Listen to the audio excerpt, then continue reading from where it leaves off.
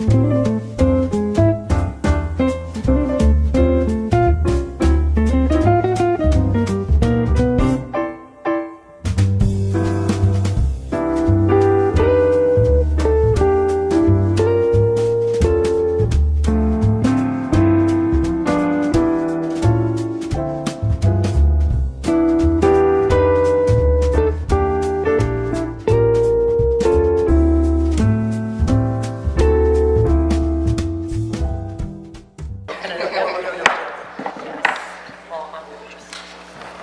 going to call the meeting to order. Good evening, everyone, and welcome to the February meeting, regular meeting of the Hoboken Board of Education. Mr. Moffitt, would you read the statement of compliance, please? Yes, sir.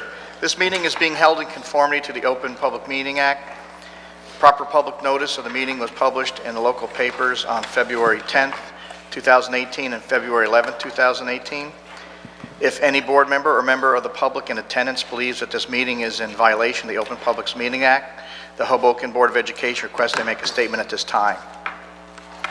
The board wishes to make those in attendance aware that this meeting is being recorded on video and will be broadcast by the board at a later date on cable television channel 77 and FiOS channel 46. The full meeting recording will also be made available on board docs, which can be accessed through the district's homepage.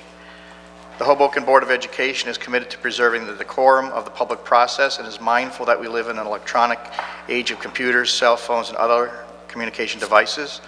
Nevertheless, we respectfully request that all meeting participants kindly silence their electronic devices during the course of the meeting, and if use of the device is necessary, we ask that you please leave the meeting room if you need to conduct personal business. Please rise for the pledge. I pledge allegiance to the flag of the United States of America and to the republic for which it stands, one nation, under God, indivisible, with liberty and justice for all.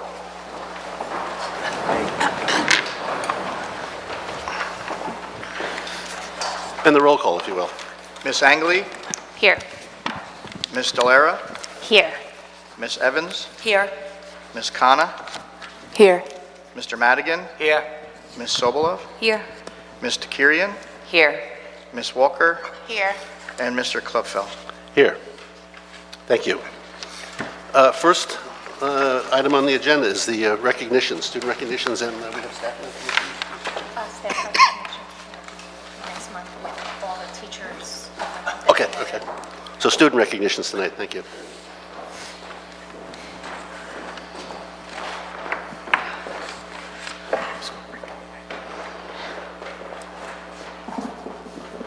Good evening. Good evening. Our Student of the Month recipient from Brant School, Benjamin Tussaud.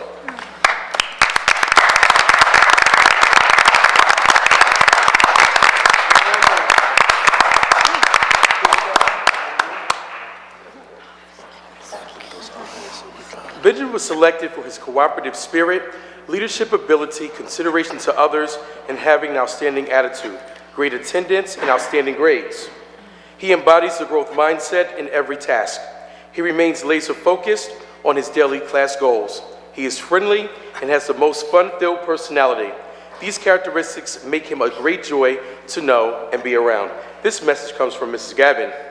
The adult quote from Mrs. Rodriguez-Gomez: Benjamin is an impressive young man in so many ways.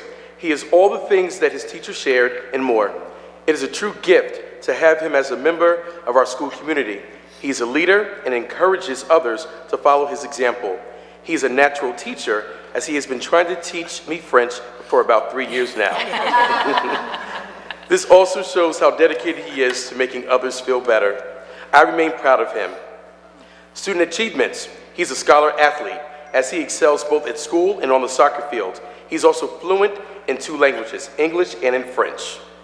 What makes this student an asset? He is kind, respectful, funny, and a well-rounded student. He serves as a model to many other students, both younger and older. His energy is infectious. Benjamin wants to be a professional soccer player and a dad when he grows up. He shares that his father is a great dad, and he wants to be like that when he has children of his own someday. He also shares that his mom is pretty good too. Student quote: I am so happy to have been selected as Student of the Month. My favorite subject is mathematics, and I'm excited to be learning how to multiply and divide. I am good at it, and I won't give up. I like my school because it's special to me. The teachers and my principal are really nice. They love me. At this time, let's give Benjamin a big round of applause on a job well done.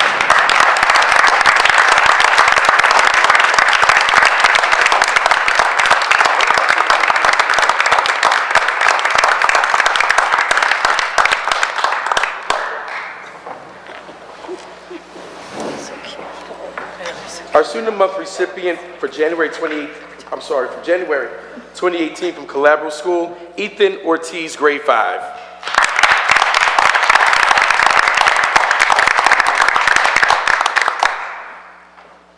Ethan is an exceptional student who continuously strives to be his very best. He is considerate, respectful, unselfish, and always willing to help others. If Ethan puts his mind to something, we have no doubt he will succeed in it. Ms. Leone quotes, Ethan has been at Calabro since kindergarten. He enjoys playing various sports, and his favorite sport is baseball. What position do you play? Pitcher. Oh, everything, right. Ethan loves animals, especially his dog Troy. In the future, Ethan wants to become a professional baseball player or a medical doctor. Dr. Vespiani quotes, Ethan demonstrates the necessary attitude to succeed academically each day. His work habits are impressive and undoubtedly transcend the baseball diamond as well. He's well deserving of this recognition. Ethan quotes, always show respect to others and it will help you become what you want to be in life. At this time, let's give Ethan a huge round of applause on obtaining this fine honor.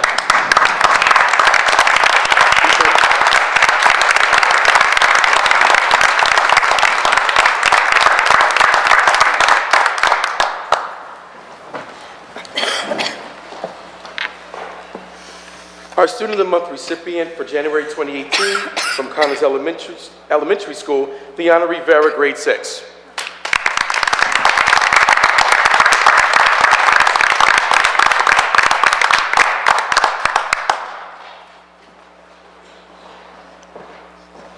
Liana was nominated by her 6th grade teacher, Ms. Gerson. Ms. Gerson shared that Liana is very impressive. Throughout the year, her dedication to learning and her improvement in all of her skills has been outstanding. At the beginning of the year, she was very quiet in class, but decided to set a goal for herself to participate more. In our leadership class, she felt the importance to set goals for herself and to work towards them. Since then, she challenges herself to share in class and always remain on task. She's always willing to ask for help if she's confused. She always makes it a point to help others when they are in need. She doesn't allow herself to get distracted and always completes her homework and classwork. She is currently participating in a dance for the Black History Month celebration.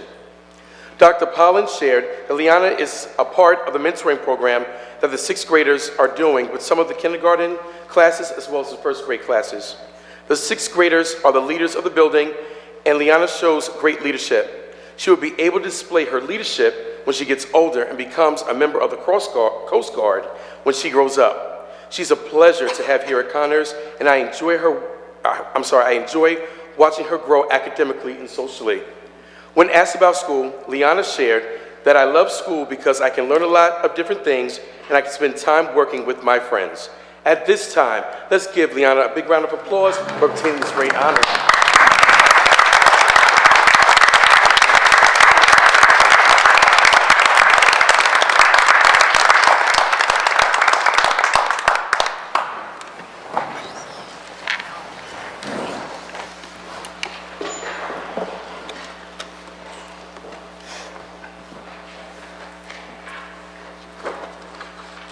The Student of the Month recipient from Wallace Elementary School, Mabel Bleschke Villapasiso. I hope I said it. I think I messed it up just a little bit. So Mabel, I worked hard today, so help me pronunciate it correctly. Okay. Mabel Bleschke Villavicencio. Villavicencio, thank you. So I apologize for making this a small error. Wallace School is proud to recognize Mabel, a 6th grade student, and Mrs. Taglieri's homeroom as Student of the Month for January 2018. Mrs. Taglieri nominated Mabel for this honor because of her artistic work and effort during her language arts lessons, the yearbook committee, and her overall wonderful disposition. Additionally, she's an excellent speaker, very fashionable, and a trendsetter who is musically and artistically inclined. Principal Shannon stated, "From her smile and her overall fantastic attitude, Mabel is always bringing joy to those around her. She's a great role model for all of our students." Mrs. Taglieri went on to say, "Mabel is a very elegant young lady that would no doubt become a famous designer or an artist of some sort someday. I look forward to seeing her name on designer clothes." Mabel has earned honor rolls since 4th grade. Her favorite pastime is to put together outfits, especially if they are the color purple, your favorite. She also enjoys singing and dancing, both of which tie into her true love of performing for theater. Mabel is actively a part of the Wallace School Band and Chorus. She attended the Model United National Conference in 5th grade and looks forward to participating again this year. She also participated in the G&T Creative Festival last year. Although she loves to read a variety of literature, her favorite subject is mathematics. Mabel is torn between her love for the theater and her love for education. She aspires to become either a 2nd grade teacher or an actress, with a goal of attending an Ivy League university to make all of her dreams come true. Mabel loves her brother Emerson, her mother Whitney, and her father Peter very much, but she would like to attend a university far away. Maybe I wasn't supposed to read that. A true testament to her independence and perhaps her greatest strength. Mabel is a delight to have in class, states Mrs. Taglieri. "I'm so proud of all that she has accomplished so far. She's such a great asset to the classroom, the student body, and the Hoboken community. She also has a great way of sneezing." Echoing the statements from Mrs. Taglieri and Mrs. Shannon, Mabel's favorite saying is, "Love yourself for who you are." Congratulations, Mabel, for obtaining this wonderful honor.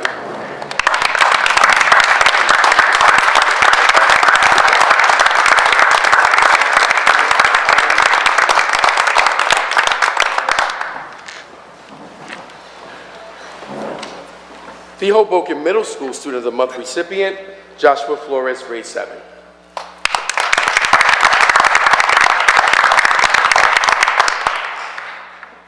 Joshua was recommended by his English language arts teacher, Ms. Rosmester. Joshua is nominated because of his outstanding attitude, cooperation, empathy towards others, and leadership. Joshua has demonstrated leadership and outstanding attitude in the classroom and throughout the building. He comes to class prepared and always lends a helping hand to his peers. In the hallway, Ms. Rosmester sees him quietly walking to the right and being respectful. Ms. Rosmester used the following quote to describe Joshua: "You attract more bees with honey than with vinegar." I chose this quote for Joshua because he is always so sweet to not only his peers, but his teachers. This will certainly help him in life. His principal, Dr. Davis, used the following quote to describe Joshua: "A calm mind brings inner strength and self-confidence." I've had several opportunities to observe him in different settings as he interacts with his classmates during collaborative work assignments and social interactions during classroom and hallway conversations. His positive influence is contagious. Joshua's past academic achievements include Hoboken Lacrosse Award, Science Fair winner, and Collaborative Student of the Month on several occasions. His personal hobbies are basketball, video games, dog walking. His favorite subject is English language arts, and his sports interests are soccer and basketball. His music interest is PMB. His college choice is Stevens Institute of Technology. Hoboken Middle School is so proud of Joshua and his accomplishments. He exhibits the true essence of a Hoboken Middle School Pride student: perseverance, respect, integrity, dedication, and excellence. Congratulations on the award, well deserved.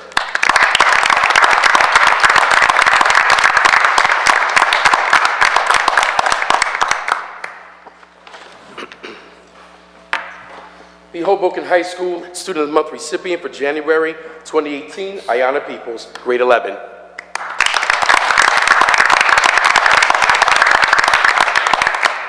Mr. Roy states, "I nominated Ayanna Peoples as Student of the Month for her outstanding behavior, positive influence to others, and strong determination to succeed. Ayanna is highly driven and is very determined. She has always considered her education to be very important. Because of this, she puts her best effort in whatever she does in and out of school. This includes making remarkable contributions every time she plays in our girls' basketball varsity team. She does her schoolwork diligently and promptly. One striking quality of Ayanna is her consideration and respectfulness for adults and her co-students. One can sense her sincerity and willingness to help in the manner she speaks. She also gives respect to our school rules and policies.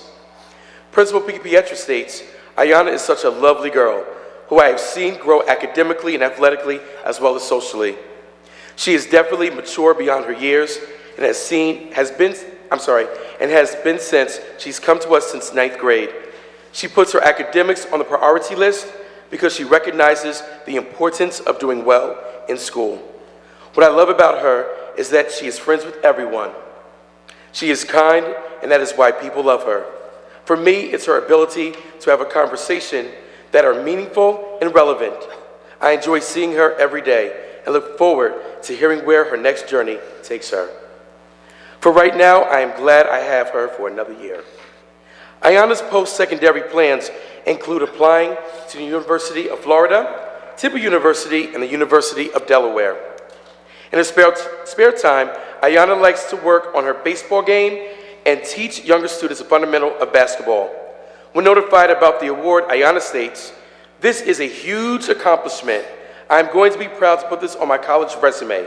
I would like to thank my teachers and my coaches. Congratulations, Ayanna, on obtaining this great honor."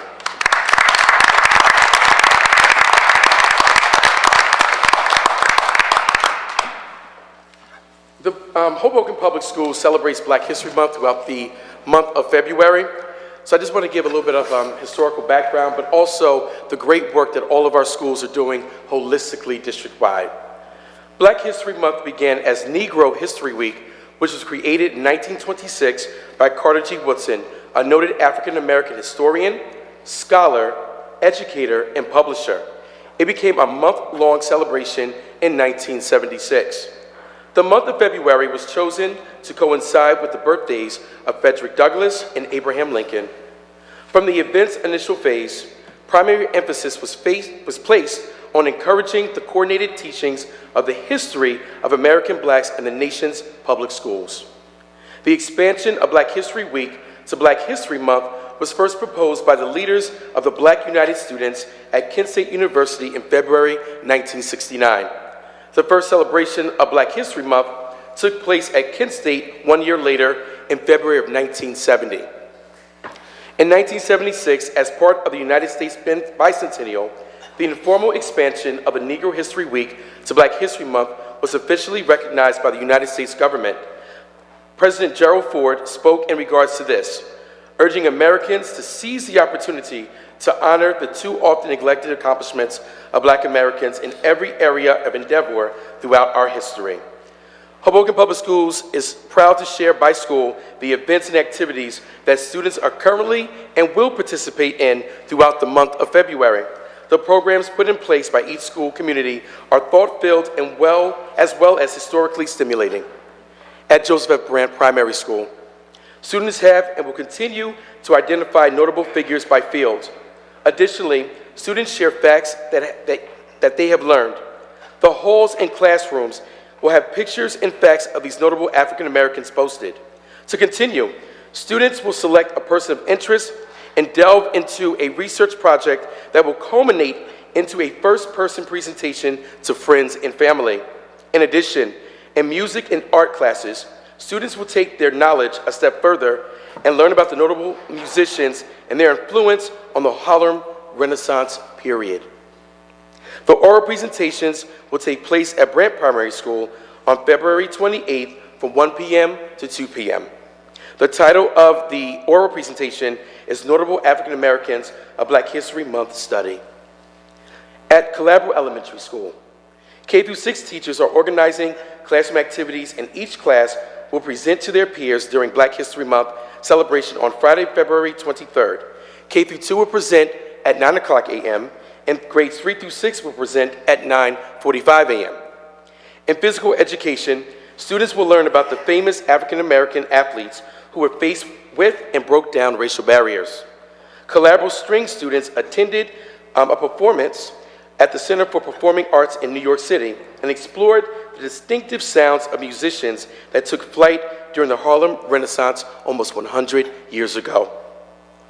In general music classes, students will be critically listening, analyzing, and composing written responses to the works of jazz musicians, including Duke Ellington, Ella Fitzgerald, and Louis Armstrong.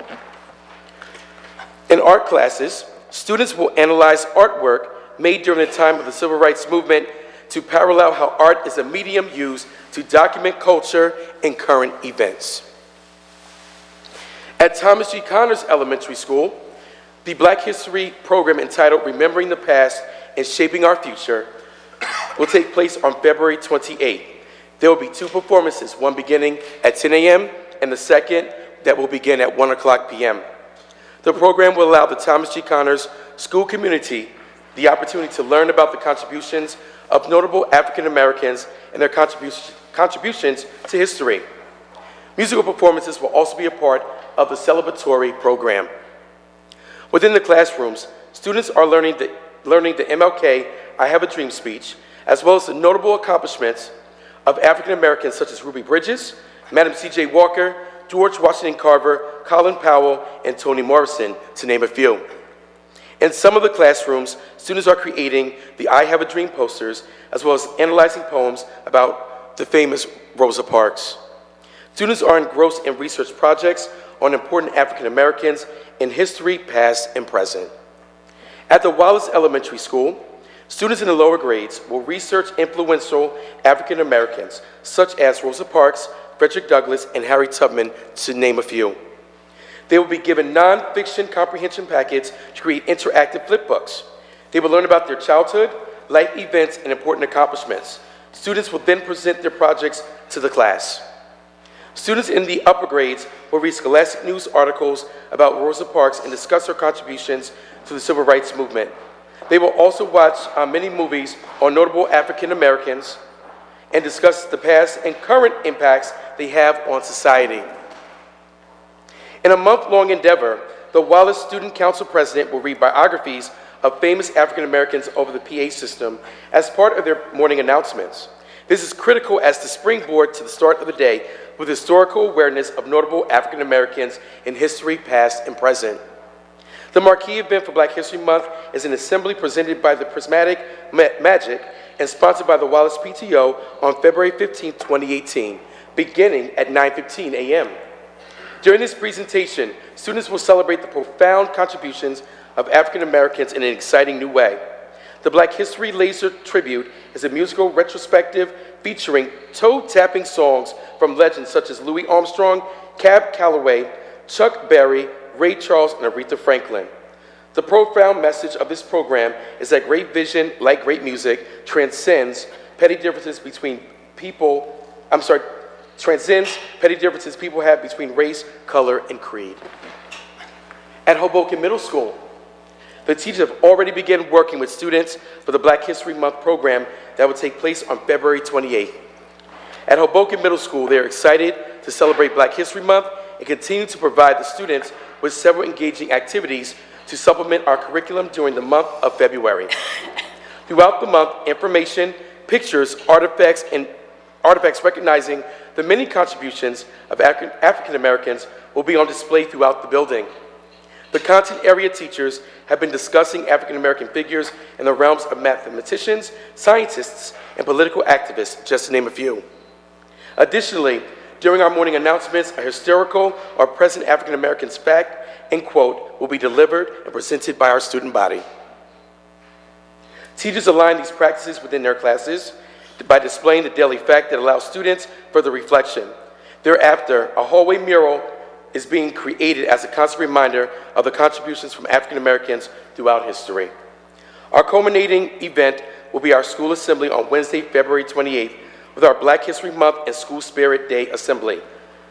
The students and teachers will showcase their work. This morning, I was actually able to view the rehearsal in this very auditorium. It's going to be a great show for all parents and students. At Hoboken High School, for example, our 10th grade students are reading the novel, The Color of Water. The premise behind the book is a look at race and identity. the author James McBride was able to weave his own life story into that of his mother. Ruth's philosophies on race, religion, and work influenced him greatly. On Thursday, February 8th, special guest George Cameron Grant came to Hoboken High School. Mr. Grant is known as the playwright of the play Fortune, and the high school band and chorus both performed as well. February 22nd, the students will visit the African Burial Ground in downtown Manhattan. The site contains the remains of more than 419 Africans buried during the late 17th and 18th centuries in a portion of what was the largest colonial-era cemetery for people of African descent, some free and most enslaved. Historians estimate there may have been 10,000 to 20,000 burials in what was called the Negroes' Burial Ground in the 1700s. The burial site is New York's earliest known African-American cemetery. Studies show an estimated 1,500 African-American people were buried there. On February 23rd, We Are One, Rabbi Lawrence Mellinger and Reverend John Armstrong will speak and visit the topic of unity and togetherness. The Unity Luncheon will take place on February 23rd in the Culinary Arts Room beginning at 11:30 a.m. On February 28th, an art workshop will take place. Students will create vision boards centered on I Have a Dream. There are a lot of Black History celebrations taking place district-wide. Additionally, we are proud that our students and staff are immersed in this intellectual journey.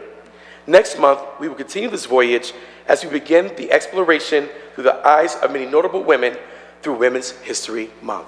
Thank you, thank you, thank you. Thank you.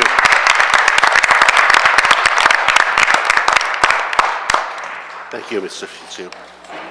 I'm going to take just a quick recess to give our families and young kids a chance to go home, have dinner, do homework, get to bed on time before we resume the meeting. So a little 4 or 5 minute recess right now. Thank you. Okay, we good?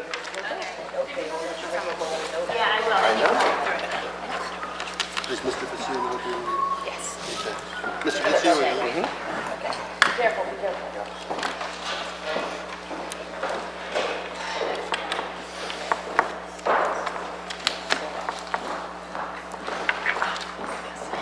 Good evening. Hello. The Hoboken High School Student of the Month for January 2018, Ayanna Peoples.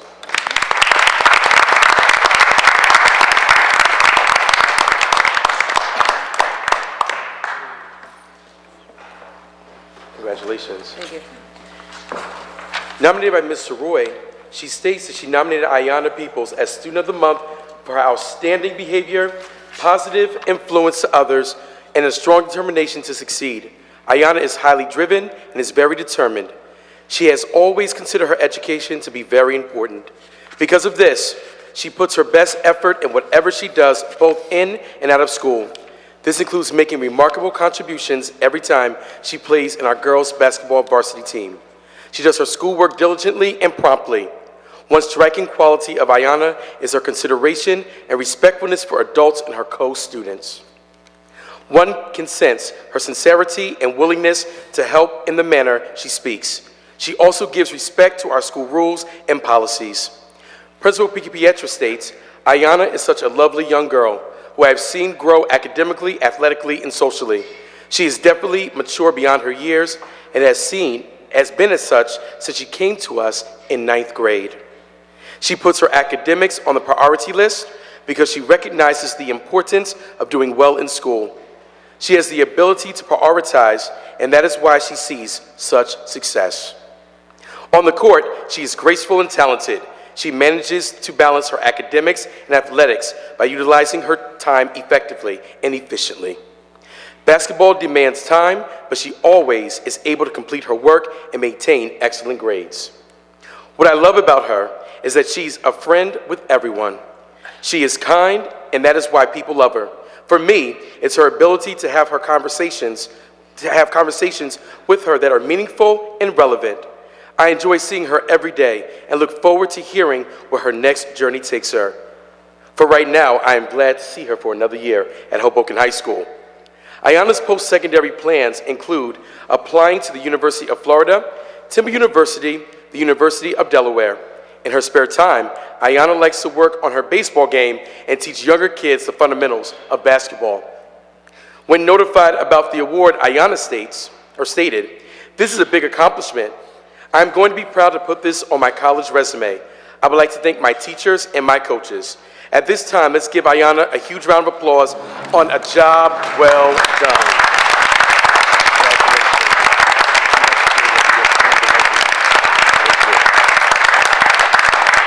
Thank you.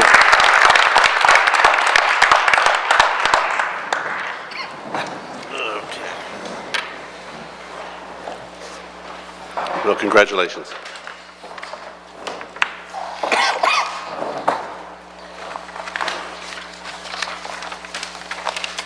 The next order of business, we're going to do teacher recognitions next Yes. meeting. The next order of business is the superintendent's report. Dr. Johnson? Okay, good evening. As you know, we have done the honoring of teachers each month. We have a group that we want to honor as opposed to an individual teacher, and that's our music department and our dramatic or performing arts department comprehensively. So what we decided that we would do is invite all of them to the next board meeting when we're doing our teacher and educational service providers in March. So we'll do it all in one honoring. So this evening, I'm proud to announce a few new programs and items that are coming to the school district that I want to inform the Board of Education about, as well as the community. First, we are partnering with NJIT and Rider University for dual credit courses. As you know, we currently do some dual credit courses through FDU's middle college program, but we are expanding those dual credit course offerings through NJIT and Rider. So in September 2018, we will be offering Calculus 1 and Calculus 2, Engineering, Graphics, and Intro to CAD, English, Writing, Speaking, Thinking, Fundamentals of Engineering Design, General Chemistry 1 Lab, Organizational Industrial Management, Introduction to Information Technology, Macroeconomics, Physics 1 Lab, Roadmap to Computing, and Tomorrow's Teachers, all through NJIT and Rider University for dual credit purposes. Now, some of these courses that I had just mentioned are courses that we already offer in the high school, but what a dual credit course means is that a student could register for the course as either a high school student or as a high school student that would like to take the course for both high school credit as well as collegiate credit. What's really great about these partnerships and the programs is that the courses are about $150 per college credit, which is a fraction of what students would pay if they were to take the courses at the collegiate level. They then have the courses on their kind of personal transcript and their resume for the collegiate planning process.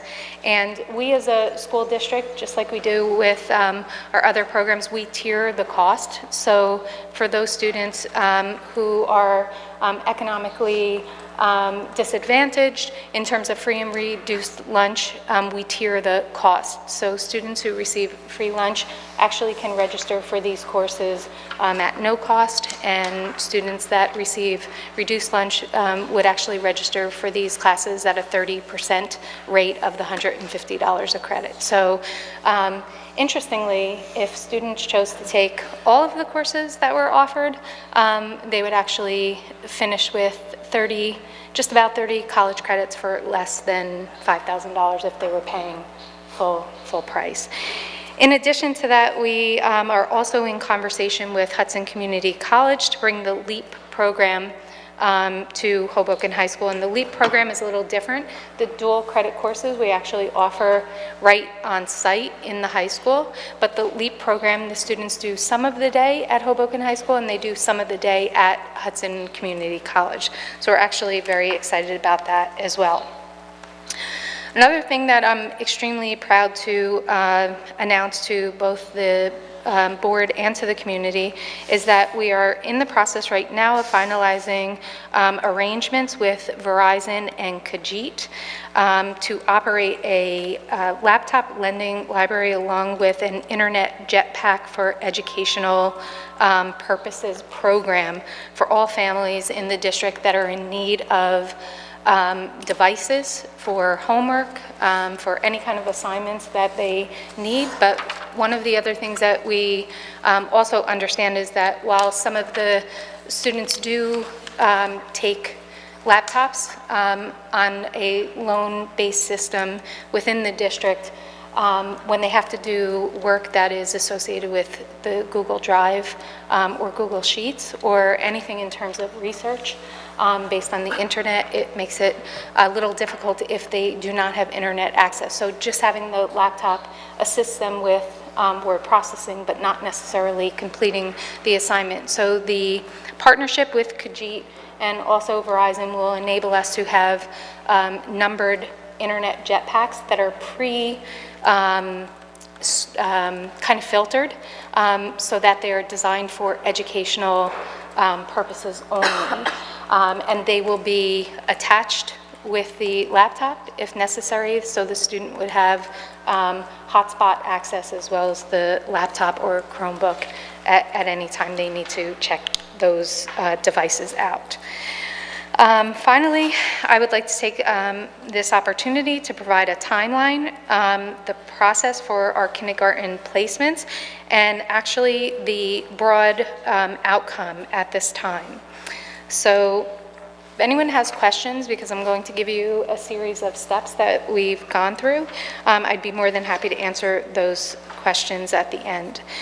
We identified all of our pre-K 4 students in the district. There are 401 pre-K 4 students in the district. We used a Google Analytics program and we plotted every single pre-K 4 student in the district and determined what their distance was from their home to each of our 4 elementary schools. We determined the distance in both mileage, or I would say tenths of a mile, based on this city's parameters, as well as the walking time that would be associated with the location. We also surveyed all 401 families to find out which families were actually definitively returning for kindergarten, which families were not sure if they were returning for kindergarten, and which families definitively were not returning for kindergarten. This would give us a little bit of a clearer picture of how to begin to place. So once we found out that information, we did it one time, but then we collected additional information after the surveys came back, because what we found was some of the families that had given us unsure responses actually decided to enroll their child, and a few of them that decided not to enroll their child. And there were a few students that were on the definitive no list that ended up shifting to the definitive yes list. So we did one final survey through phone calls and some personal contact. And when it all shook out, we had 379 children that needed to be placed. Out of the 379 children, 48 of them were on and are on the unsure list. So they're kind of sitting on the fence. But to make it most effective and most efficient for us, we placed the 331 definitive yes children, and we also placed the 48 unsure families as well, just so we had an idea of where we were. As a result, that gave us 7 sections at Wallace, 7 sections at Brant. We actually, for the first time, need to open a second kindergarten section at Calabro, which we had talked about in committee. And while for the last 2 years we were attempting to stick to 3 sections at Connors, we, based on our numbers, we will be opening a 4th section at Connors as well. Now, depending on whether or not those numbers grow, that's something that we're going to keep our eye on. We typically do enroll anywhere between 20 and 25 children that are new to the district in terms of moving in over the summer months. But at the same time, we will have anywhere around that same number that will move out of the district during the summer months after placement as well. It looks like, based on our trends of how many move in and how many move out, it looks like we will fall somewhere around the 330 to 340 kindergarten mark in terms of enrollment. We had 288 kindergarten children enroll last year, and this year we're definitely looking to be somewhere between 330 and 340, somewhere in that area. So let me tell you a little bit about the process. So after we plotted every student in the program and determined the distance between each elementary school, and like I've said before, Hoboken's a little bit complex because the schools are not necessarily strategically placed in 4 quadrants, and in addition, each of our schools aren't necessarily they don't have the same capacity to seat the same number of students, so it does make it a little bit challenging for us. But with the amount of sections that we laid out to begin with, we began first by placing siblings into each of the schools. So we identified every single one of our pre-K 4 children with siblings in any of our elementary schools, and we first placed those children. We did make a commitment to continue to do that. The second thing we did after placing siblings was determine if there were any specialized programs that any of the children needed to be placed in. One of the things we talked about last year was that we were beginning to offer special education programs in each of our elementary schools.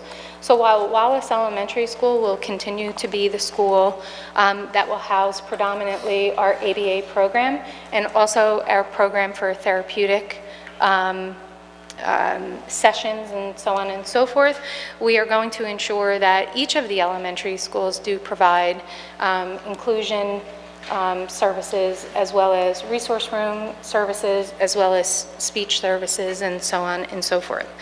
So we were able to identify the students who needed specialized programming, and rather than placing any child that was classified or with an IEP at Wallace School in general, we were able to identify their needs through their IEP and place accordingly.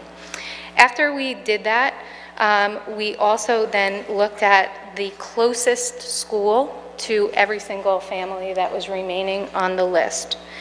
We then placed all of those children into the spreadsheets for those particular schools, and then we're able to determine if we had an overage or an under a number that fell under the amount of seats that we had. We also looked at what we had talked about in the last meeting, and that was what did the footprint look like socioeconomically and racially based on the commitment to balance our schools. So when we did all of that and we placed the students accordingly, we came up with the following parameters and also the following results. We did our kindergarten placement this year probably 4 months earlier than we usually do. We usually district usually sends kindergarten placement letters out in June. This year we're going to be sending them out at the end of this week, home with the pre-K 4 families. So one of the things that we found when we finished placing all of the students is that all students have been placed in the school where an older sibling attends, if they do have one. All students in need of specialized programming have been placed in the school that can best accommodate their needs. All students have been placed in a school that is either first or second closest to their home. All students have been placed in schools that are 0.8 of a mile or less from their home. All schools at the initial placement have between a 25 to 30% minority footprint range and a 70 to 75% non-minority footprint range. And all schools upon initial placement have a 19% to 25% economically disadvantaged footprint. So we were able to keep everything within a 5 to 6% range and variation upon placement. So from a timeline perspective, letters will be going out to the families, placement letters, on February 16th, and in that placement letter, there will in fact be a description of the process. That letter will also contain the date of the kindergarten visit to the school that the child has been placed in, and those visits will take place on February 28th from 9 o'clock to 11 o'clock. And the letter will also include the dates for a few information sessions to be held between the time families receive their letter and the time that the kindergarten visitation actually takes place. And those sessions will be held between February 20th and the 22nd at Brant, St. Francis, and Connors. Brant and St. Francis during the day hours and Connors in the evening. So that's the kindergarten process. I'm not sure if anyone has any questions. We kind of talked about it in our committees, but it was a lot of work using our database and really determining if we were able to ensure that we could keep families in some sort of a consistent manner in terms of their placement. So one of the things that's really important in Hoboken is that we can't draw neighborhood lines for schools as a result of capacity in each of the schools. Not now anyway. In the future, maybe it will be possible, but at this point we can't do that. So what we decided to really look at was if we have a set of parameters to ensure that those parameters stay consistent, but the important thing that the Board of Education would need to know and agree upon is that those parameters will need to be elastic each year depending on the number of children that are actually coming from different areas in the community. So it is possible that our kindergarten enrollment numbers next year may be back in the 288 to 300 range as opposed to 330. It is possible that they may be up to 400. We won't know, and so as a result, we have to be somewhat flexible with what those parameters are. But for this year, it did accomplish what the board had asked and what the commitment was, and that was to look at our kindergarten program and balance our socioeconomic and our racial and ethnic footprints. So we were able to do that. Does anyone have any questions associated with that at this point, or? Okay. All right, a few other things that I would like to report out on, and that is we are working diligently with Stevens Institute right now, and approximately 80 students and 2 professors. That project that we're working on is a fairly exciting project, and the concept of it is to have the Stevens students assist us in designing what an outdoor activity park will look like at the Demarest School, behind the school, as well as an indoor living classroom. So the concept of the activity park is somewhat open. The students at Stevens have visited the middle school and they met with one group of students already to collect input.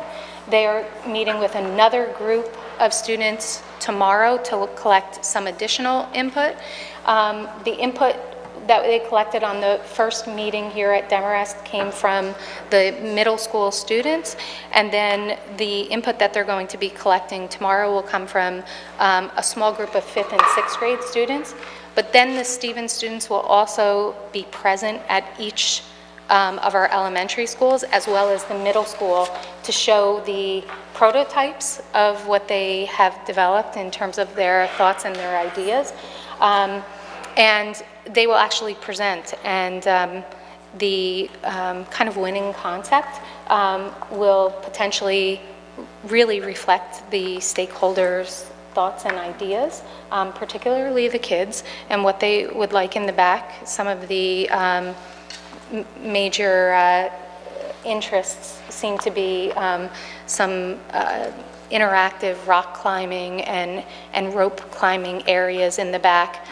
Some of the kids have talked about pickleball and gaga pit-oriented areas in the back. Seemed like a lot of the adults didn't really know what those were, but the kids seemed to know what they were.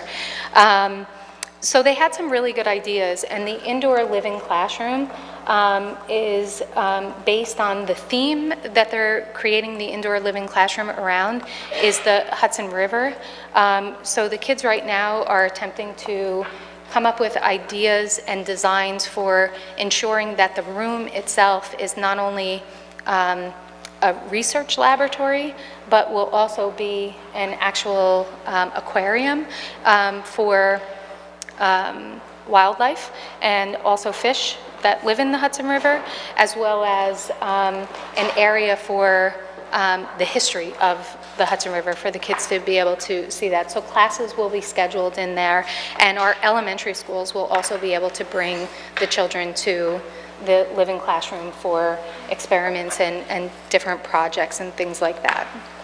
So we're really excited, and I'll keep you posted about that as well. Some of the other large things we're working on right now in the district, there's been some questions regarding field trips and the consistency of field trips. So I wanted to make sure the board understood that myself and the administrative team, as well as some teachers, are working on guidelines for field trips so that there is consistency from school building to school building, but more importantly, from classroom teacher to classroom teacher. There is a process that's in place, and sometimes that process gets skewed a little by individuals actually wanting to help, meaning that there are times that you may have one class or a grade level that is taking a trip, and there's a group that donates either money or services or something associated with that trip, and then another grade level in the same exact school goes on a trip, and then someone will say, how come one there was a charge and the other one there wasn't a charge? So we're creating some consistent guidelines to ensure that from class to class and from school to school that there's consistency across the board. But more importantly, the Hoboken Public Education Foundation was gracious enough to donate a considerable amount of money toward field trips. So as a result, we are creating almost a comprehensive curriculum for field trips that will have a strand that kind of threads through kindergarten through 8th grade, enabling one, at a minimum, one memorable and meaningful field trip for each class to attend that's related to or directly tied to the curriculum.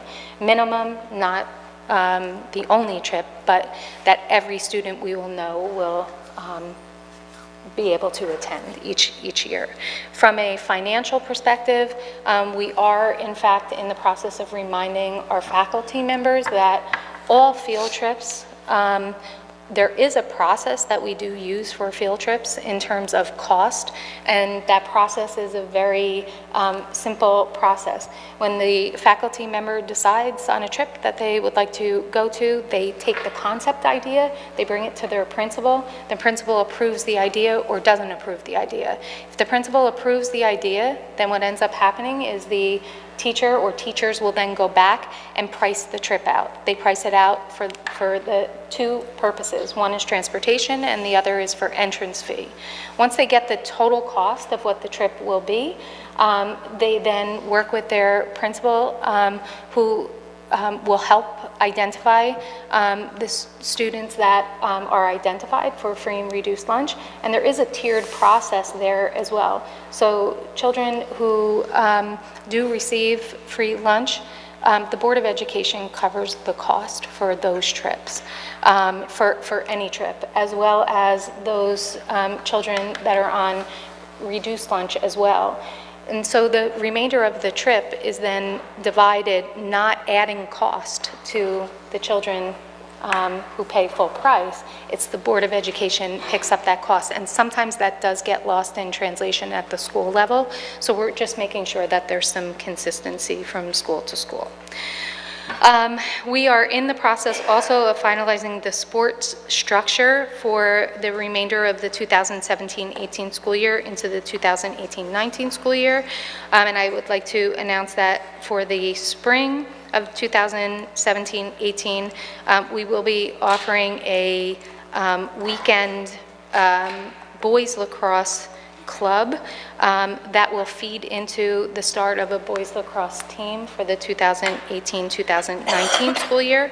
The predominant reason why we're starting it this way is, number one, to generate interest and to allow the athletes to be able to try and participate in a sport that some of them have not yet participated in without having to make a decision or give up a sport that they're currently playing.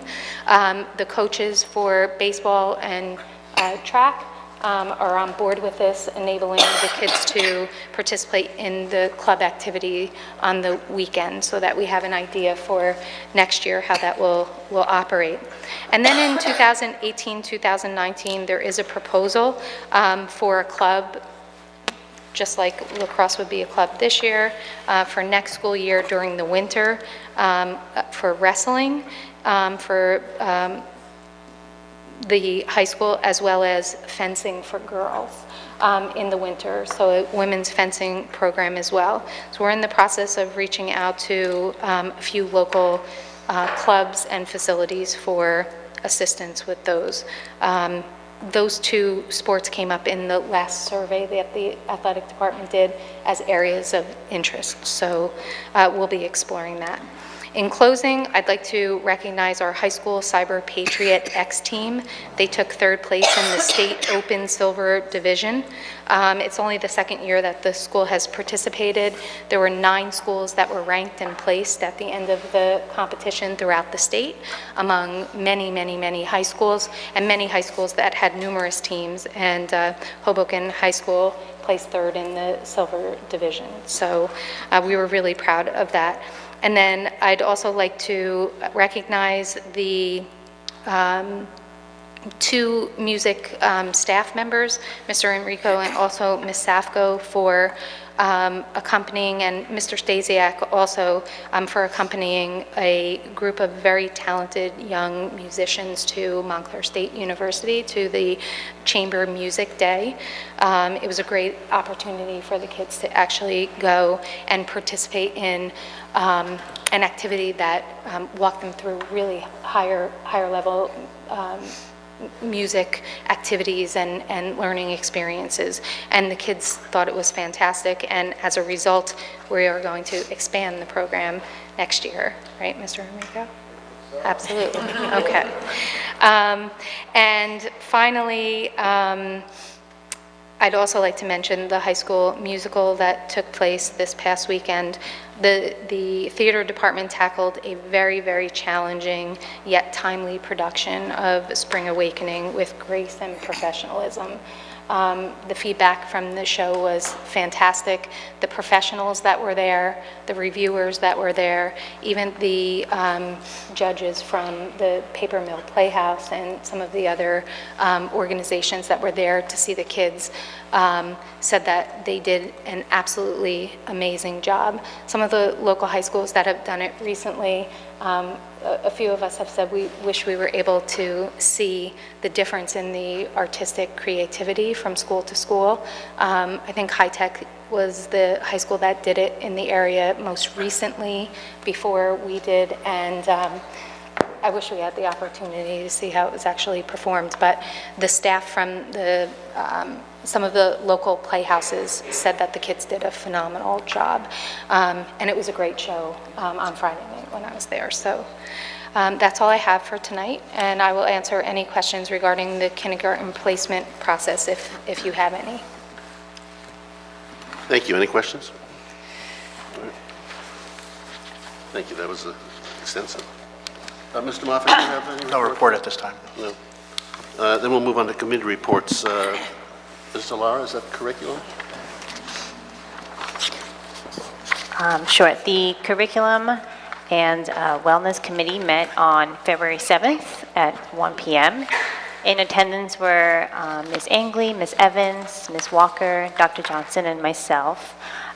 Some of the items that generated some discussion were our new K through 8 social studies curriculum, which is currently in progress. We are rolling out materials for teachers to get familiar with this new curriculum. We'll be offering a full year of democracy in 7th grade, civic studies to the 6th grade, and some world geography will be a 2-year program. There will also be a new curriculum on human rights, which will highlight people who have had an impact on individuals around the world. Our K through 4 math curriculum is also in progress. We will be moving away from our current math program and we'll move into math investigations. Math investigations is a very reputable math program. It's a more language-based. It requires our kids to think through problems, and it will have strands of Singapore math in it. We also spoke about the high school summer programming planning. The district will be offering a Jumpstart to Algebra, Geometry, and Algebra 2 programs, as well as a Jumpstart to English 9, 10, and 11. In the weeks leading up to the opening of school for those students in need of assistance or those wanting to learn and work with key concepts related to the courses. The High School Freshman Focus program is a year-long curriculum for all 9th grade students that will run during PGP and address goal settings, course paths, career and college planning, executive functioning skills, social issues workshops, peer mediation exercises, and more. Dr. Johnson touched on the dual credit courses that are being offered at Hoboken High School with NJIT, Rider University, and Hudson Community College. As far as programming, we spoke about the kindergarten placement process, and as you know, the letter will be sent out, and for our incoming kindergarten families, you will be getting that by the end of the week with more details. We spoke about Passport to Learning and Exploration updates. So our back to school night will be at each school on Wednesday, February 21st. This seminar will give parents an opportunity to meet teachers running the program and learn more about the program. The new Passport to Learning instruction for 2018 and 2019. Some changes. Grades K to 3, Passport to Learning will be 2 semesters, which will offer enrichment with a strand of wellness and sports, such as nutrition, yoga, mindfulness, bocce, just like table tennis, a lot of just different kind of sports that you don't usually get from like your rec programs here in town, as well as your academic support and a free play or dinner. Our grades 4 through 6, Passport to Learning, will be a similar 2 semesters, which will include your enrichment, your academic support, and a free play and dinner. Our grades 7 through 8 Exploration, we're changing the name to Passport just because the Passport program is pretty popular, and I feel like our kids from K through 6 kind of go through Passport, so we're going to keep that name consistent. It will be 2 semesters, which will have clubs, academic support, and dinner. And the district is making sure that we will have paraprofessionals for in all these classes to ensure that all students are able to participate. The new Passport to Wellness program for 2018 to 2019 for grades 6 through 8 will be a trimester of sports programs. Some of these programs will include tennis, track, cross-country, swimming, bowling, golf, street hockey, volleyball, and many more. In addition, we'll be having a new Passport to Learning summer program, and there's a couple different strands to that. The first one is the Fine and Performing Arts program, which is similar to what we've been having in past years, which is the instrumental music and the theater program that runs through end of June through the month of July. It will now be under the Passport umbrella. The Passport to Learning Summer Excursions program is a program that will run from 8:30 to 2:30. It will run for 4 weeks, July 30th, August 6th, August 13th, and August 20th. Now, parents do not have to sign up your kids for all 4 weeks. You can pick however many weeks you want to do. And this will run for grades first, second, and third, grades 4 through 5th, and grades 6 through 8th. The Passport to Wellness Summer Evening Sports Camp program will also run for 4 weeks for the same weeks, July 30th, August 6th, August 13th, and August 20th. And that will be for grades 5th through 8th. The Summer Passport program will be tiered payment similar to what we were having now, free and reduced. So free and reduced, no cost, and then reduced would be 30%. And as I said, families do not have to register for all 4 weeks. Dr. Johnson touched on the Stevenson Hoboken Middle School partnership, so we spoke a little bit about that. Tomorrow, a few of the board members will be at the meeting with Stevens and some of our 5th and 6th grade students. The Project Lead the Way Schools of Distinction, we will find out in this month, in February, if all of our elementary schools and middle schools have earned this distinction, and Future Ready Schools. So the certification process is currently underway, and we will be notified sometime in summer. As far as athletics, girls basketball, we had 12 wins, and we'll be at least a top 5 seed in county and state tournaments. Our boys basketball qualified for both county and state tournaments. Our girls swimming had 10 dual meets, and we had 5 wins this year. Our bowling team, our girls won divisional championship, and will participate in state tournament on Saturday. And Dr. Justin talked about the rolling out the boys lacrosse club this spring. For some other fine and performing arts, we spoke about Spring Awakening, which I had a chance to attend on the Sunday show, and it was spectacular. So congratulations to all the students who participated. On March 10th, we will have a theater day, which is a fundraiser for the theater program. It's going to be all families, district-wide, all families are welcome. We'll have workshops, and it will be hosted by the theater department and the theater students. And coming up will be Charlie and the Chocolate Factory. So just make sure on Monday, February 26th, will be the sign up at the Hoboken High School from 3 to 5 p.m. And that concludes my report. Thank you. Thank you. There was no facilities committee this month, but anything to report? No. Okay. Ms. Angley, Finance. The Finance Committee met on Wednesday, February 7th at 6 o'clock. In attendance were Dr. Johnson, Mr. Moffitt, Mr. Klepfel, Mr. Madigan, Mr. Kurian, and myself. Finance had a pretty light agenda this month, but the committee reviewed all agenda items and recommend all for board approval. We would like to thank a few organizations and individuals. The Wallace PTO is paying the admission fee to the Liberty Science Center for our pre-K 3 and 4 classes. Ms. Linda Kwok supplied the Teachers Lounge with 2 Keurig coffee machines, coffee and everything that goes with that in Wallace, and the Burgess Group for 44 Dell desktop computer monitors and cables. Other items discussed by the committee, we discussed food service. December revenues from normal and evening meal programs were $6,000. Year-to-date revenues are approximately $18,000. We discussed the 2018-19 budget. Each district school has built their own individual budget, and the administration is currently working with each school to review those numbers and historical spending at each school. The district will not have state aid figures until sometime in the latter part of March. Typically, the state releases this information in February, so this will have an impact and push things back a little bit. But that's it. That concludes our report. Thank you. Then Ms. Evans. Sure. So the Governance and Personnel Committee met on February 7th at 7 o'clock. In attendance were Ms. Khanna, Ms. Sobolov, Mr. Kupfel, Dr. Johnson, and myself. We reviewed all agenda items and recommend all for approval tonight. Item 9.01, you'll see that we have one teacher retiring.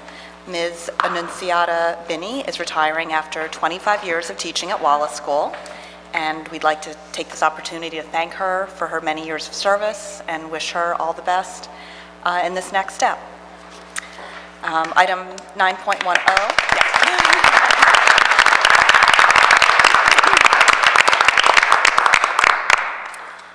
9.10, we have some exciting assemblies and presentations at our schools.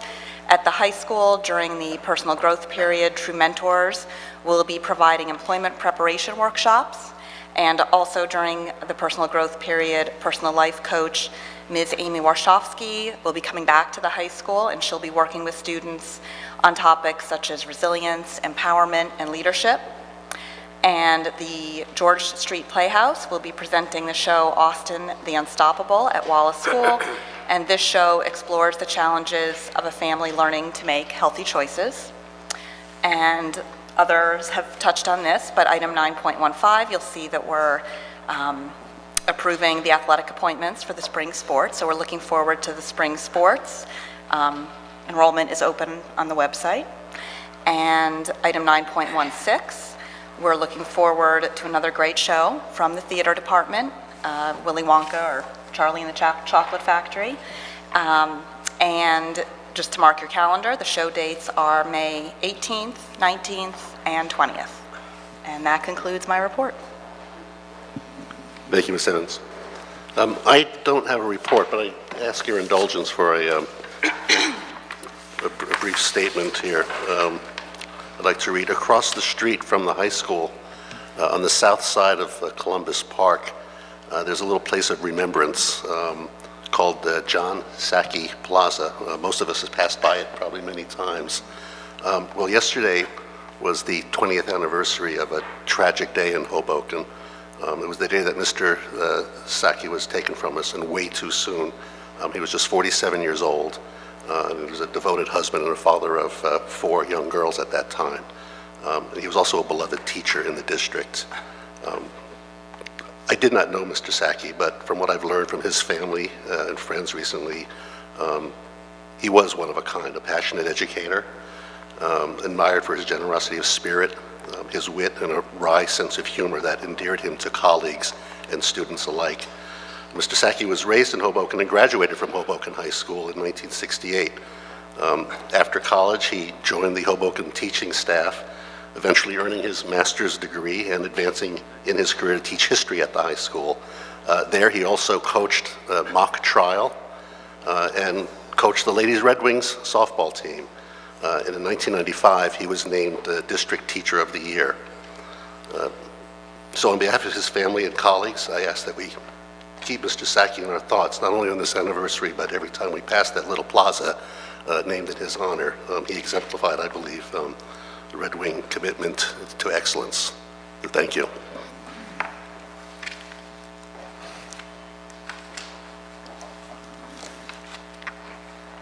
And now it's time for public comments. Mr. Moffett.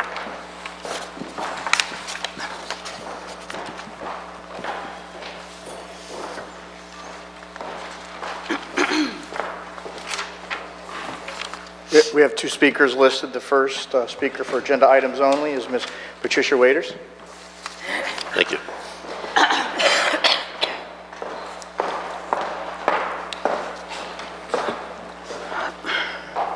Patricia Waiters.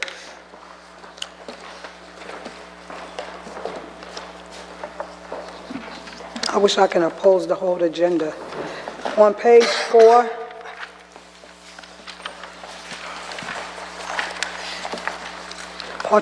public participation. I see today you got this, so people of the public can see, this is what I'm speaking on. What a coincidence is at the front desk. With all this going on today nationwide and people catching feelings, which I really don't care, because I'm noticing every time I come to this microphone, I could go in a public place, like the board in the school building, where people supposed to be professional, and they'll walk right past me and don't speak. But with all the racism and the discrimination that's going on in the world, I told you before how harsh this sound. You even admit that you the one initiated this, Mr. Clumford.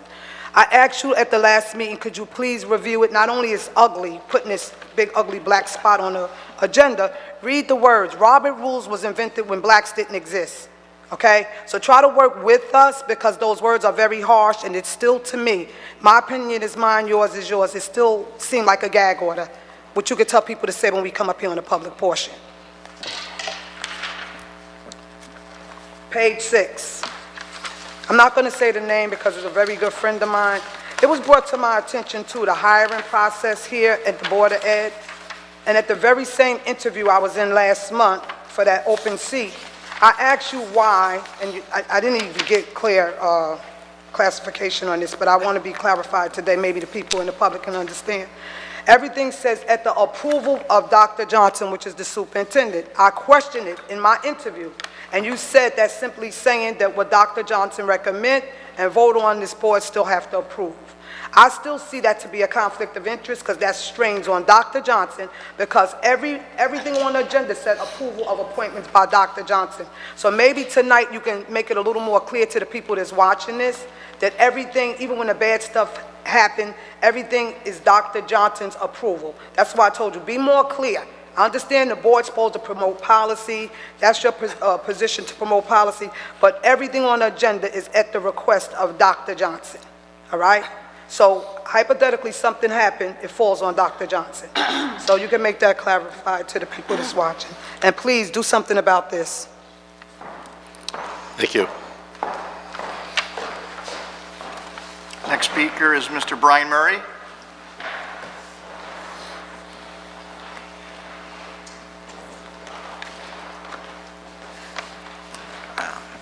Brian Murray, Maxwell Lane. Actually, I wanted to speak on one agenda item that is not about with the approval of Dr. Johnson, and that is 9.21, which is the goals. And I've had this, I've been here many years and had the same comments over and over again, and not that I don't think that Dr. Johnson should get paid for what's in her contract, because she certainly should, and that the goals are not met, because they probably are, and she should get paid. But the fact that the goals are never really what they need to be in order to move the district ahead. You know, as the head of the district, I would hope that the board would push the goals and have more goals that, you know, had more to do with academic performance and other such measures that you might deem, or that the community might deem, as ways to measure Dr. Johnson. She's doing such a great job, but you know, to say that the qualitative goal is a digital job description and that the quantitative goal is creating some additional grants almost kind of diminishes the role of the superintendent and her job, that saying, well, these are the things she's getting paid a bonus on. And, you know, she should really be getting a bonus on a comprehensive job and not these things. So, you know, as you move forward, I would like to see that. But I did have a couple of quick questions on Dr. Johnson's report.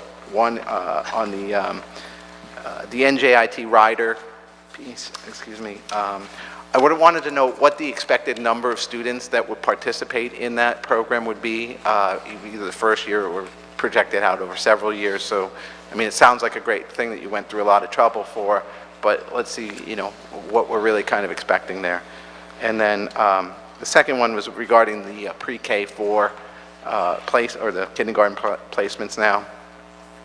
I guess the question is, you know, I know that's an incredibly hard thing to kind of balance that whole thing out.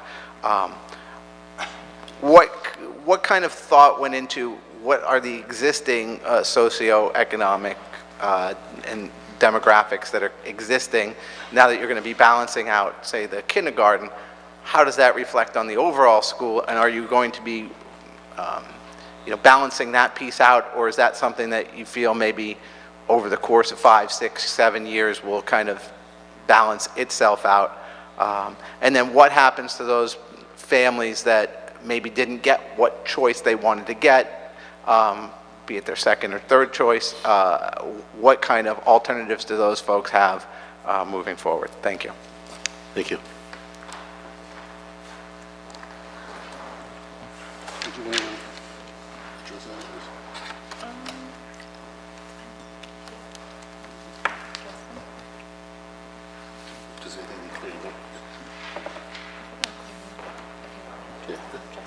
Okay, so in terms of the dual credit programming,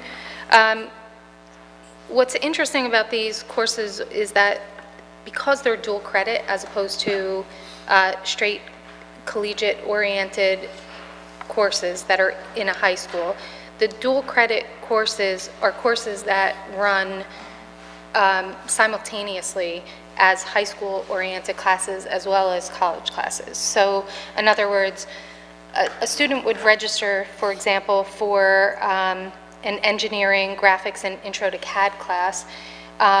Some of the class may be in there choosing not to obtain the college credit for that particular class.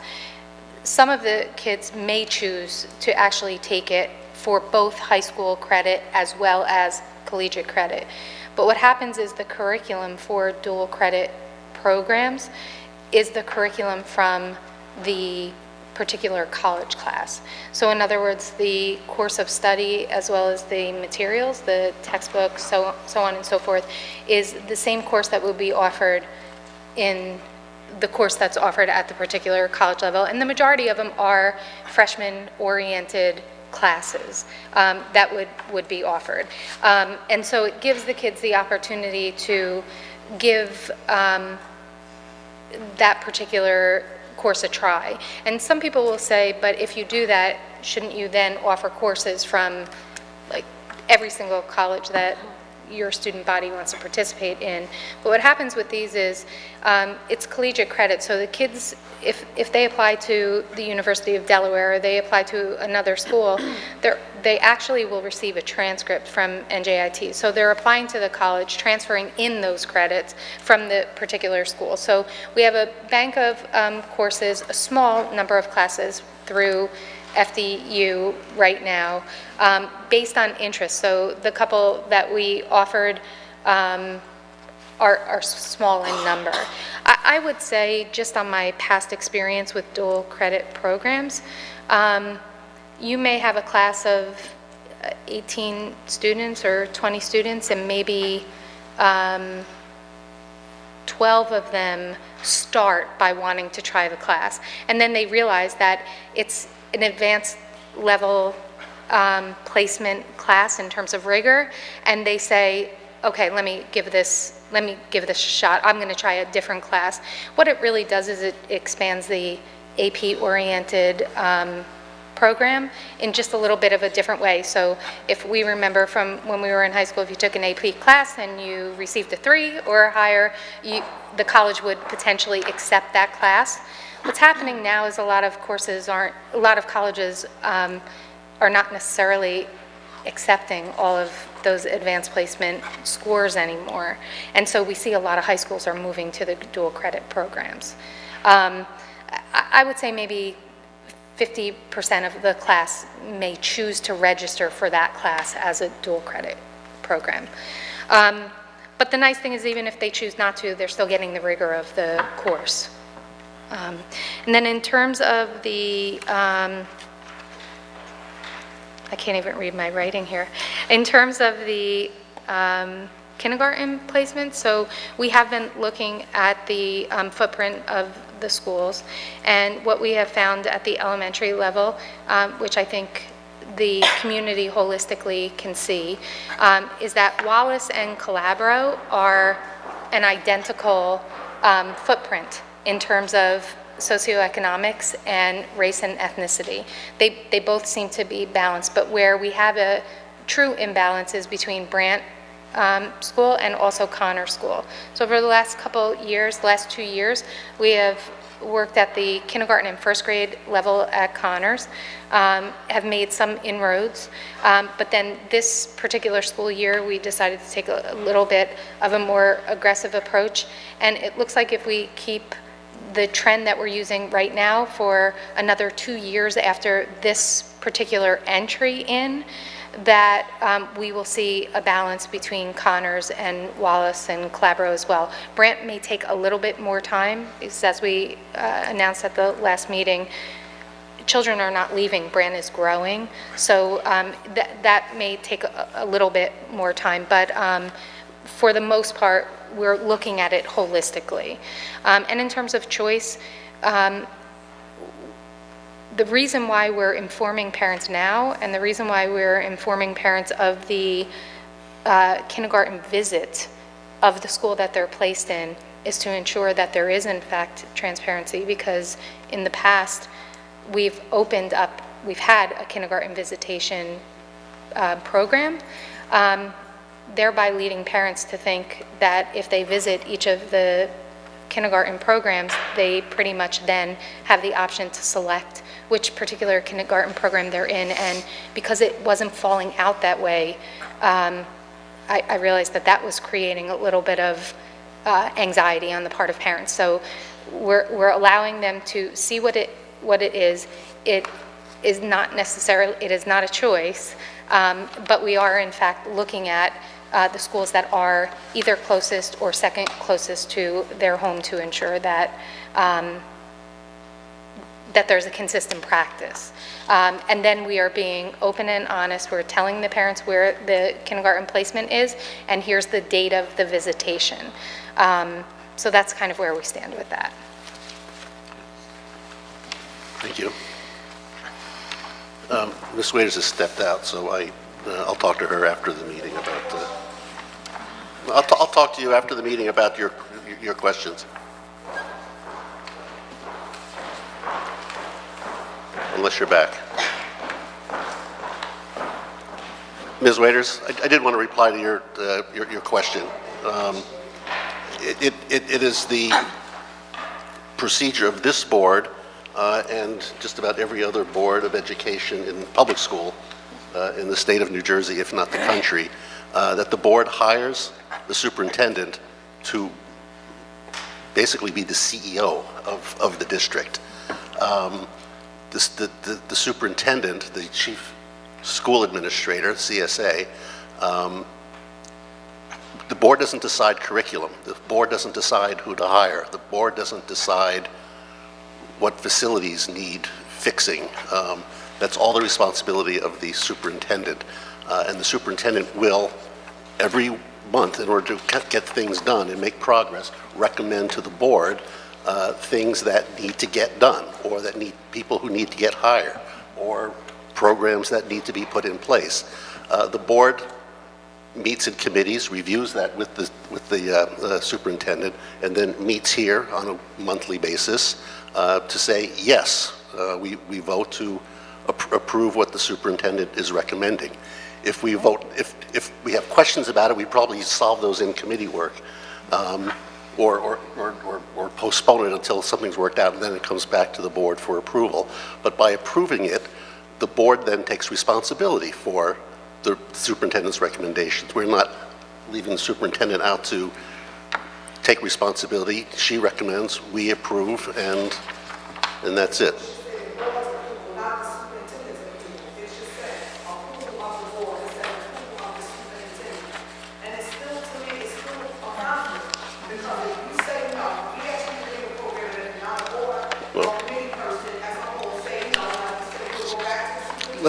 Let's not get into a conversation here. There is no conflict. This is how we work.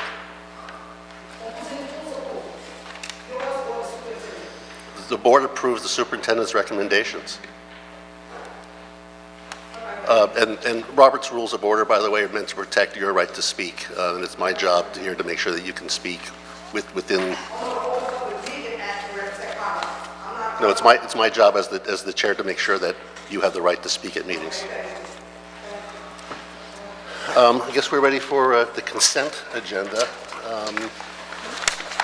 If there's any other things that need to be pulled or anything before we move to that? If not, can I have a motion? Yes, motion. It's John's motion. Second. Mr. Kurian is the second.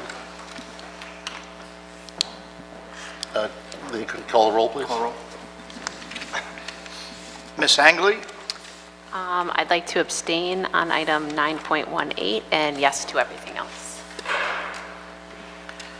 Ms. Delera? Yes. Ms. Evans? Yes. Ms. Khanna? Abstain on 9.18 and yes to everything else. Mr. Madigan? Abstain on 6.01, 6.02 abstain, and 10.05 no. Everything else, yes.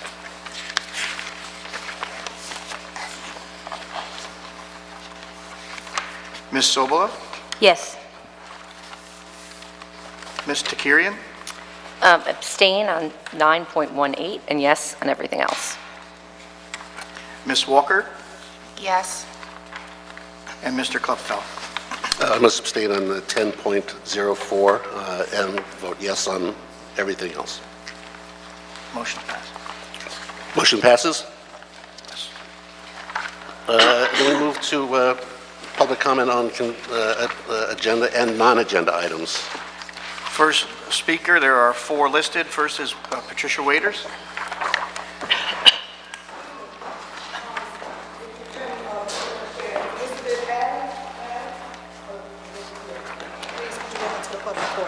Elizabeth I'm Adams. sorry, I didn't quite hear what you asked. I'm Elizabeth Adams. She's here. She wanted to be added to the public Oh, portion. you want to... Patricia Waiters. Build the time.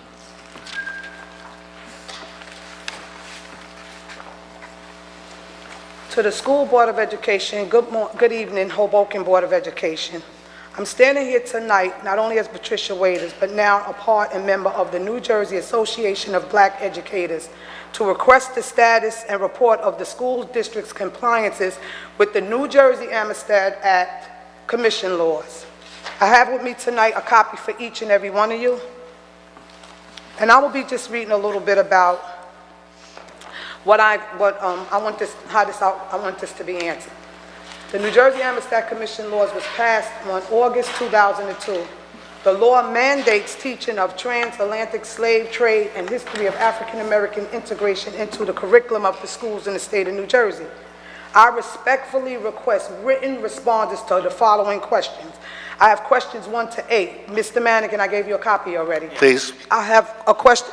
Sir, again, I'm addressing you as a government body. I gave him a copy, so what I'm going to say, tell all y'all I gave him a copy. Stop Please. interrupting me, Mr. Clumford, because right now I have no respect for you. Right now I have no respect for you because you're being very political right now. So stop it. Now let me finish. 1 to 8 is going to be here, and I have a copy for each and every one of you. Exactly what was just displayed 2 minutes ago. Power versus 2,001 votes. Okay, 2,072 votes. It's very important. There was a seat became available again that we all know. I received several amounts of phone calls concerning the Chitlin record that you displayed at the last, let me get the date right, on January 16, 2018. We all was aware that a seat was up. I want you to know, not only being disrespectful, okay, being disrespectful and racist is not only mean and cruel, it's against the law. When I told you in the interview, thank God I recorded it, about going to the housing authority to recruit a candidate, Mr. Clumford, your exact words was, there's nothing wrong with doing that. However, it's a law that politicking on public property and HUD property is against the law, to bamboozle people and brainwash them, especially the weak and vulnerable. Not only did you go to the new candidate that's sitting on the new candidate that you chose for the Board of Ed, you went to several other people, Ms. Soboloff, and they told you no. Go to Pat Waiters. She Please received address your 2,000 comments votes. to the chair, please. Again, these children deserve somebody to represent them. So it showed me clearly that the racism that was brought to my attention that's been taking place in Hoboken for so long is absolutely true. That's the lowest stunt you could have ever pulled. Okay, not only with this candidate, the last election you did it to only pick a non-for-profit guy to have the Hoboken Board of Education so-called school district. The games you playing have to stop.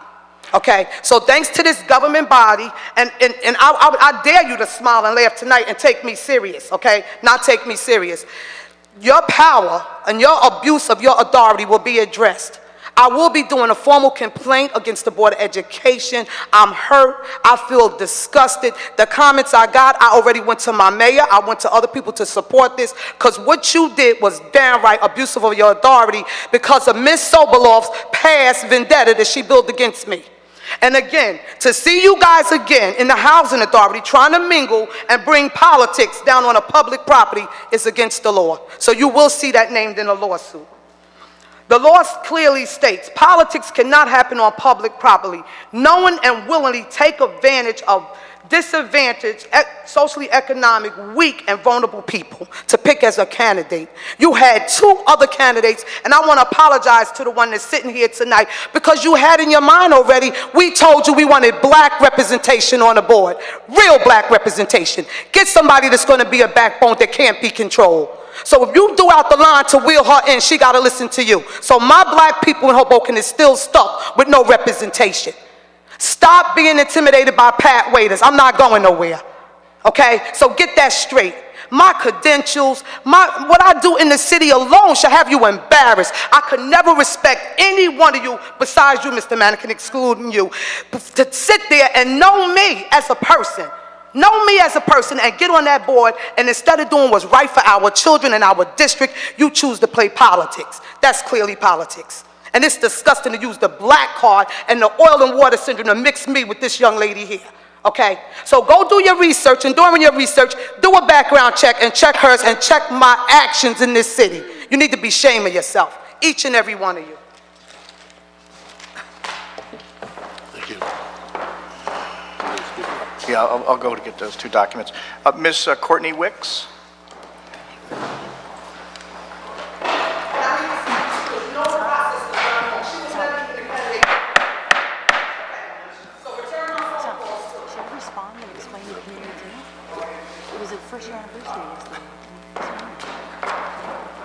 Later. My heart is racing. All right. Ms. Wicks, can you just hold on just so we can pay attention to you? Just. You want to wait?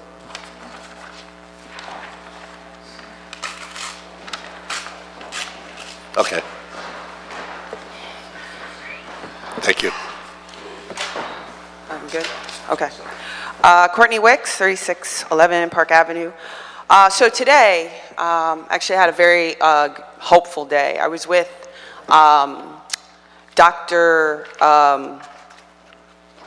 I was with the 2 professors, Dr. Graham and Dr. Jarvis, from the Excellence Through Equity Consortium at UPenn, which is something we joined, I believe, in November, or at least it was announced in that meeting, or the October meeting. And we took a drive down to Maryland, to Silver Springs High School. This is a very racially mixed school, and they've figured out how to embed equity into the school district. They're about 78% total minority. They're AP tested at 65%, and they're AP passed at 73%. So when I think about our district and what makes me so angry and so passionate about this issue is when we look at our statistics of black students at Hoboken High School, our achievement scores are at 12.9, and the district claims we met expectations, which is 8%. I can't tell you how disgusting that is. My child's in the 8th grade, and there are other black children in the 8th grade, and I know everyone's concerned about the kids that are on the other side of those scores, but what about everybody else? You're basically saying that less than 10 black kids in the high school will be college ready. I don't see how you don't see that as a crisis. The other thing, white students, similarly, which make up far less of the population at Hoboken High School, are at 62.5%. So basically what you're saying is that black students are academically inferior to white students, and the gap is so great that, I mean, when you talk about science and we talk about the statistics out there, there is nothing that says that black students cannot perform at any level, at a different level than any other student in the world, okay? So our college readiness scores, reading and writing, 37%. Math is at 15%. Great schools, which is an independent assessment of the district. College, they gave the district a college ready score of 3. They gave test scores a 2, student progress a 2, and equity a 1. Stanford University came up with a new metric to measure growth rates of students because it believes, for those of you who and I'm partially in this camp, that standardized tests don't tell the complete picture. They're measuring growth rates. How much are actually kids learning on a year-over-year basis in the district? Our kids, black students and disadvantaged students, we're ranked at 13% in the state, and from 3rd grade to 8th grade, they're actually losing years. And I can tell you, as someone who has an 8th grader, we don't do much vocabulary. She doesn't know what a prepositional phrase is, okay? And she's in honors, okay? There's not a single black student in our gifted and talented program, and she's the only black student in her honors class. Every other black student is housed on levels 3 through 5. So, which leads me to my next point, racial tracking. The superintendent said on the record in December, we don't racially track. Well, how do you explain that? How do you explain that the majority of black students in the district are at levels 3, 4, and 5, okay? They're not even getting the quality of the education on those levels, aren't even preparing them for high school. Which leads me to my final point. We say we're graduating. Can you please stop tapping? Please, please. That's so rude.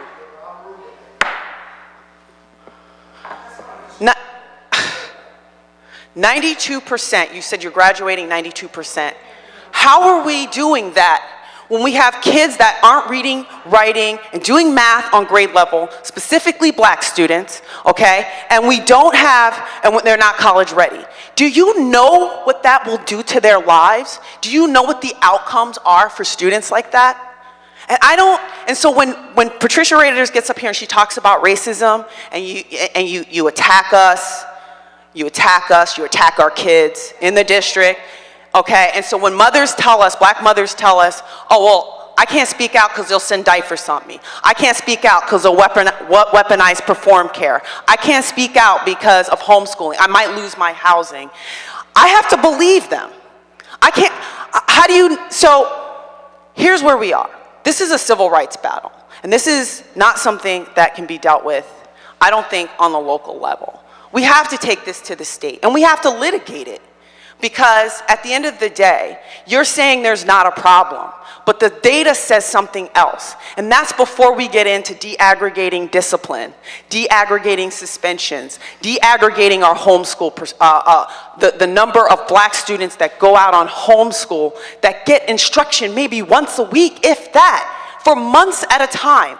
Okay, so when we talk about their major issues, it's not just about whether or not we have enough diversity in the district, whether or not we have a diversity and inclusion committee, which I originally thought was would help us. But we're kind of at a point where we have major systemic issues, and we are destroying black children's lives, and no one seems to care. And so I don't expect you to change who you are, but I do expect that you follow the law. And the law says that they deserve an education, the best education that we could possibly provide on the public school level, and they're not getting that.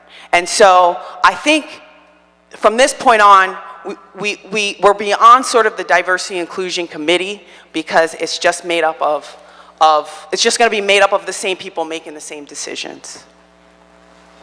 Thank you. Next speaker is Mr. Brian Murray.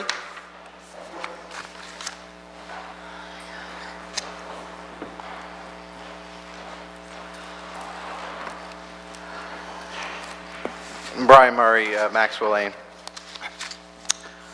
Well, I don't know how to follow that, but we'll try. We'll take a little aside here on, just listening to the consent agenda vote. It surprised me that one of the items, 9.18, got 3 abstains for that. So it's interesting that it sounds like you're spending about $1,000 a week on some PR firm or to do something, and we have 3 people abstaining. So I don't know if this is some sort of a connected person or not, but that's what it sounds like to me. And maybe people can explain that one.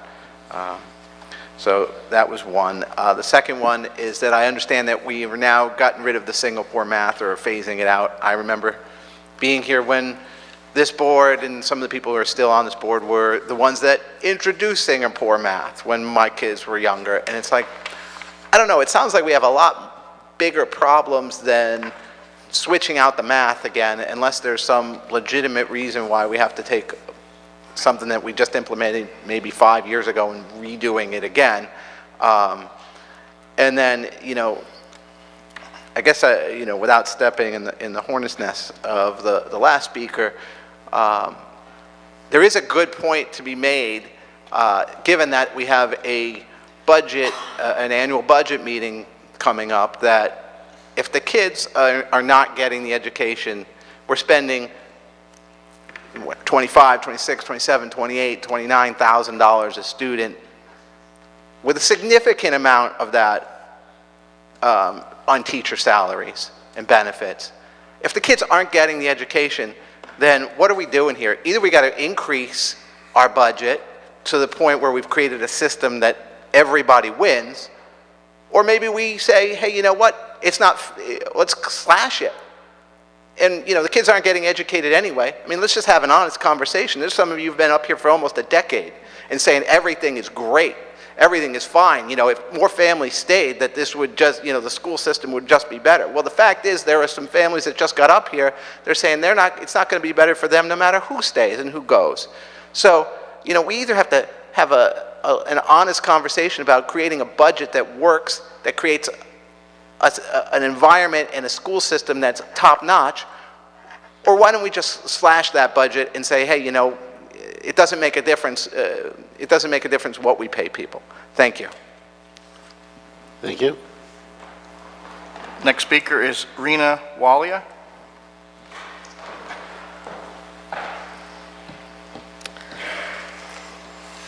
My name is Rena Walia, and I'm at Washington Street. Mr. President, I know that we are getting to the end of our meeting time, and I acknowledge my 5-minute limit, but I do have a pre-prepared statement, and so I ask for your indulgence. I am a parent of 2 children who go to Wallace. My husband and I are minority parents. We are both first-generation migrants from families that believe a high-quality education is a critical part of a successful future. As parents of our little girls, we subscribe to that philosophy as well. Given both of us are working parents, we are even more reliant on our school district to deliver a quality education experience. When we moved to Hoboken almost 20 years ago, the idea that our children would go to the local public school was not even an option. Over the years, we have seen this board and administration transform our schooling district from one where education was a means to an end to one where a high-quality education is a priority for all. Let me give you an example. 3 years ago, I approached this administration to ask that we consider an after-school program that ensures all our children, irrespective of race, color, creed, financial means, education ability, and special needs, have access to a high-quality program that enables them to learn new skills and develop passions outside the traditional classroom. The administration delivered Passport to Learning, which we as a community have benefited for over 2 years. This program is unique compared to those offered by other schools, since it not only enables every child, irrespective of their unique circumstances, to engage in activities that build life skills, but serve them well as they move through middle school, high school, and further. Everywhere else, these types of activities are available only to those who could afford to pay, and they are expensive. We have a parent group that has been working with the school district to improve education for special needs kids. We have, as a community, asked for a gifted and talented program. Not only did the administration deliver a gifted and talented program with clear and transparent criteria, they brought in the Johns Hopkins program into the classroom to ensure that students who qualify, irrespective of color, race, financial means, or religion, is given the opportunity to maximize their own potential. The administration is working with parents and the community to build a middle school that offers all children a unique learning experience that don't exist in most schools, and where they do exist, they are limited to the wealthy. This includes providing our children with exposure to sports and STEM-based experiences. In the high school, this administration has brought in a comprehensive advanced placement program, driven up scholarships for our children, and pursued their passions. While a lot has been accomplished, that is not to say that there isn't more to be done. As a community, we own that partnership with the board and the administration. We do ourselves a disservice to ourselves and our community when we overlook our accomplishments and disrespect this partnership. We are a community filled with diversity, whether it's color, race, creed, our children's ability, or financial means. We have minority representation on our board. We have strong minority representation on our administration. The principal of Brand Elementary, Connors Elementary, the middle school, and the deputy superintendent are minorities. As a parent, we are a strong, diverse voice. As a community that elected a turban-wearing Sikh as our mayor, we are a diverse community. We disrespect ourselves, the tremendous effort we have achieved together, and our community when we don't acknowledge and value what has been achieved. So to the board and administration, I say thank you from those of us who call you late in the evening for help to ensure that our children continue to be successful. I say thank you for listening to our hopes and dreams for our children and helping us make it come true. And I say thank you for giving our children the ability to pursue their academic, sporting, or other passions so that they can be fulfilled and productive contributors to society. I say thank you for protecting and caring our children even when they, and sometimes us, are not the best that they can be. Thank you for sharing the worries we as parents have about our children. And lastly, thank you for what you do every day for our children, irrespective of their color, their race, creed, special needs, financial ability, or religion. Thank you. Thank you. Thank you. Last speaker is Miss Elizabeth Adams.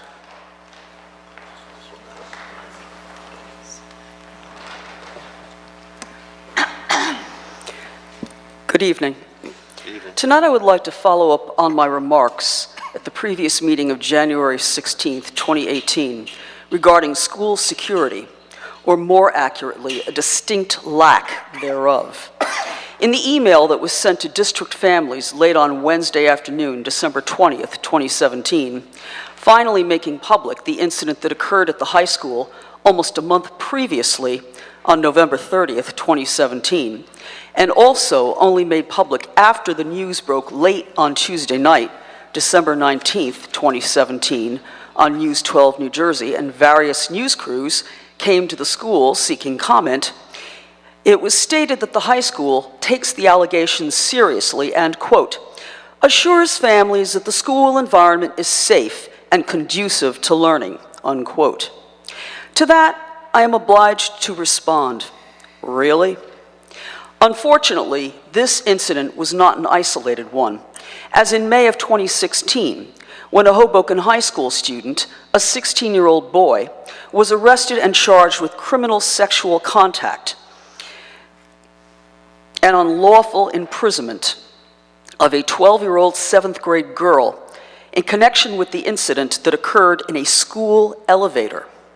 Since last month's meeting, it has come to my attention that instead of a limited number of keys to the elevator, there in fact exist multiple keys that are in the possession of several students.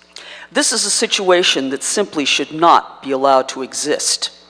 While charts and graphs that speak of socioeconomic distribution may be of interest to some, a far more important issue, in fact, a critical one, is the issue of school security, particularly in light of the events which occurred in connection with New Rochelle High School, including one which occurred right inside the school. Gifted and talented, STEM, STEAM, and other special programs are all very fine, well, and good. However, when students are actually afraid to even be in school, and parents and guardians are afraid to send them, the presence of such programs becomes a moot point as enrollment dwindles as a result of not adequately addressing what is the basic issue of school security. Attempts made by the school administration to suppress administration regarding the incident of November 30th, 2017, have proven largely futile, as the reality is that this information in actuality had been trending on social media for almost 3 weeks after the incident, and also 3 weeks before the news was officially broken late on Tuesday night, December 19th, 2017, by News 12 New Jersey. The school chose not to respond to this matter until the following day, which was late Wednesday afternoon, December 20th, 2017. It has been questioned why public safety officials did not make the public aware of the alleged sexual assault and November arrests until the news broke almost a month later on December 20th, 2017. Clearly, there exists definite issues regarding transparency, accountability, lack of proactivity, as well as a distinct lack of plain old-fashioned leadership. Merely passing the buck to the Hudson County Prosecutor's Office is not acceptable. I challenge you to re-examine your stances with regards to these issues. Let's make our schools genuinely safe places in which to learn and to inhabit. Hashtag Stop Rape Culture. Thank you for your time. Thank you.